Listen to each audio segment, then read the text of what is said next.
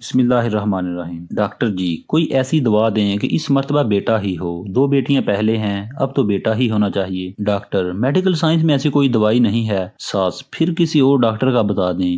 Doctor آپ نے شاید بات غور سے نہیں سنی، میں نے یہ نہیں کہا کہ مجھے دوائی کا نام نہیں آتا، میں نے یہ کہا کہ میڈیکل سائنس میں ایسی کوئی دوائی ہے ہی نہیں۔ وہ فلاں لیڈی ڈاکٹر تو ڈاکٹر وہ جعلی ڈاکٹر ہوگا، اس طرح کے دعوے جعلی پیر فقیر حکیم وغیرہ کرتے ہیں، سب فراڈ ہے یہ۔ شوہر مطلب ہماری نسل پھر نہیں چلے گی۔ ڈاکٹر یہ نسل چلنا کیا ہوتا ہے؟ آپ کے جینز کا اگلی نسل میں ٹرانسفر ہونا ہی نسل چلنا ہے نا، تو یہ کام تو آپ کی بیٹیاں بھی کر دیں گی، بیٹا کیوں ضروری ہے؟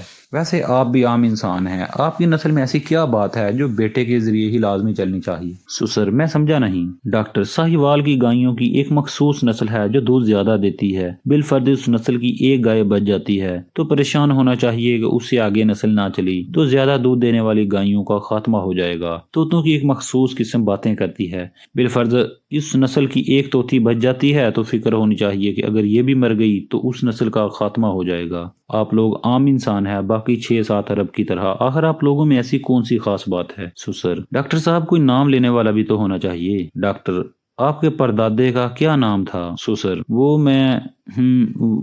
ڈاکٹر مجھے پتا ہے آپ کو نام نہیں آتا، آپ کے پردادے کو بھی یہ ٹینشن ہوگی کہ میرا نام کون لے گا، اور آج اس کی اولاد کو اس کا نام بھی نہیں پتا۔ ویسے آپ کے مرنے کے بعد آپ کا نام کوئی لے یا نہ لے آپ کو کیا فرق پڑے گا؟ آپ کا نام لینے سے قبر میں پڑی آپ کی ہڈیوں کو کون سا سرور آئے گا؟ علامہ اقبال کو گزرے کافی عرصہ ہو گیا، آج بھی نصاب میں ان کا ذکر پڑھایا جاتا ہے۔ گنگا رام کو مرے ہوئے کافی سال ہو گئے، لیکن لوگ آج بھی گنگا رام ہسپتال کی وجہ سے گنگا رام کو نہیں بھولے۔ عیدی صاحب مر گئے لیکن نام ابھی بھی زندہ ہے اور رہے گا۔ جنید جمشید، حاجی عبدالوہاب صاحب کو کون نہیں جانتا؟ کچھ ایسا کرو کہ لوگ تمہارا نام لیں، بے شک تمہاری نسلیں تمہیں بھول جائیں۔ غور و فکر کیجئے کائنات کی سب سے محبوب ترین ہستی رسول اللہ صلی اللہ علیہ وآلہ وسلم کی حیات طیبہ پر اور ان کی آل مبارک پر، جن کو اللہ تبارک و تعالیٰ نے بیٹے عطا فرما کر واپس لے لیے اور ایک بیٹی سے رہتی دنیا تک رسول اللہ صلی اللہ علیہ وآلہ وسلم کی نسل کو پوری دنیا میں پھیلا دیا۔ بیٹے نعمت ہیں اور نعمتوں کا حساب لیا جائے گا، بیٹیاں رحمت ہیں اور رحمتوں کا کوئی حساب نہیں ہوگا۔ میری پوسٹ کسی کو بری لگی تو معذرت چاہوں گا۔ جزاک اللہ خیر۔